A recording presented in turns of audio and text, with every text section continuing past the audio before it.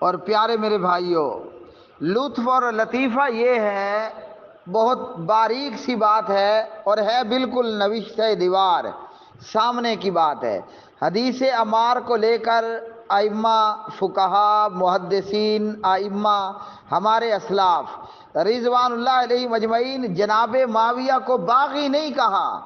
بلکہ آپ جب حدیث کی کتاب پڑھیں گے نا، ہاں جی، علی مرزا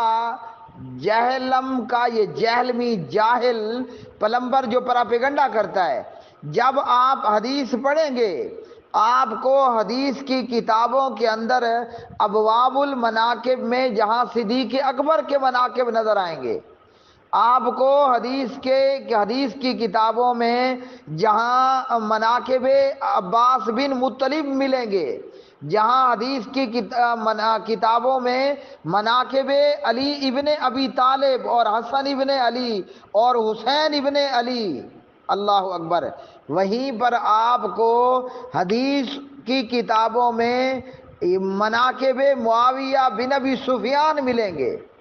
تو ہمارے اسلاف نے، ائمہ محدثین نے تو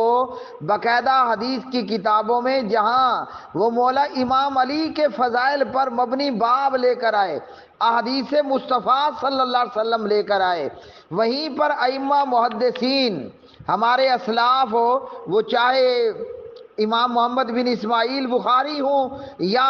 امام ابو عیسیٰ محمد بن عیسیٰ امام ترمذی ہوں رحمۃ اللہ تعالی علیہما وغیرہما،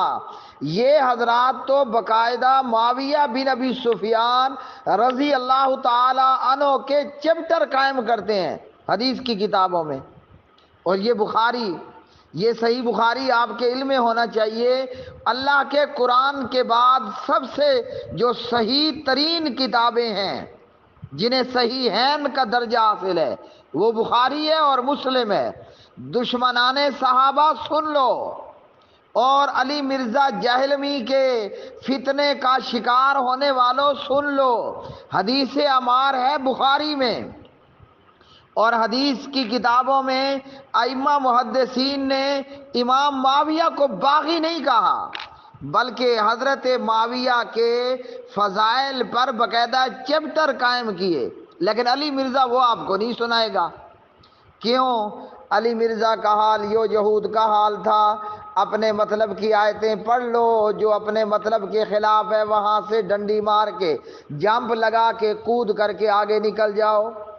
علی مرزا آپ کو حدیث کی کتابوں میں موجود معاویہ بن ابی سفیان کے فضائل نہیں بتائے گا۔ علی مرزا کا حال یہ ہے، یا ایھا الذین